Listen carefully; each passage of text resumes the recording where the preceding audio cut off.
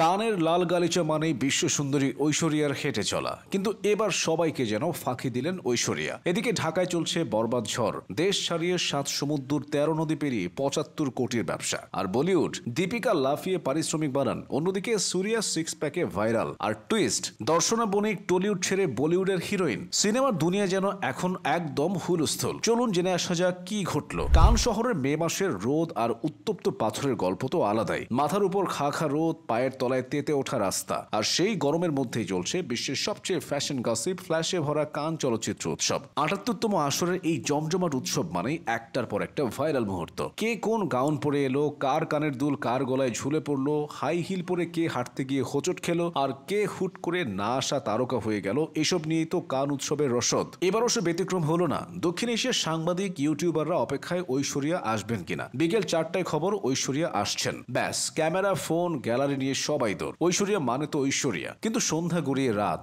একে একে Jeremy strong, লিয়া সেদু আসলেন, কিন্তু ঐশ্বরিয়া এলেন না। শেষ পর্যন্ত যখন জানা গেল ম্যাডাম আজ আসবেনই না, তখন উপস্থিত সাংবাদিকদের মুখ দেখে মনে হচ্ছিল কেউ যেন গরম ভাতের সঙ্গে গরুর রেজালার গন্ধ দিয়ে শুধু হাড়ির ঢাকনা লাগিয়ে রেখেছে। কান মানে এমন, যা রটে তার অর্ধেক ঘটে না, আর যা ঘটে তার খবর রেড কার্পেট মুছে যাওয়ার পরে পাওয়া যায়। এই হলো আসল কান মজা। এদিকে ঢাকায় এখন যে সিনেমা নিয়ে বাজার গরম, তার নাম বরবাদ। শাকিব খানের এই ছবি শুধু দেশে নয়, ইতিমধ্যে কানাডা, অস্ট্রেলিয়া, ইতালি, নিউজিল্যান্ড, ডেনমার্কেও চলে গেছে। এবার যাচ্ছে দুবাই, কাতার, বাহরাইন। প্রযোজক শাহরিন আক্তার সুমি আহ্লাদে জানালেন, মধ্যপ্রাচ্যে তো বাঙালি ইন্ডিয়ান ভাই ভাই, হলে সিনেমা চালালেই হবে, ডিম না থাকলেও হবে, বরবাদ দেখবেই। মাত্র 1 মাসে ছবির ব্যবসা 75 কোটি টাকা, একে বলে আসল হিট। ওদিকে বলিউডের হালচালও কিন্তু কম নয়। দীপিকা পাড়ুকোন মা হওয়ার পরপরই ফিরে এসে পারিশ্রমিক 1 লাফে বাড়িয়ে করলেন 20 কোটি রুপি। স্পিরিট নামের ছবিতে দক্ষিণের সুপারস্টার প্রভাসের বিপরীতে আবার কিং ছবিতে শাহরুখ খানের সঙ্গেও আছেন দীপিকা। দীপিকা বলিউডে এখন যেন লেডি সিংহাম। এদিকে আমির খান আর রাজকুমার হিরানি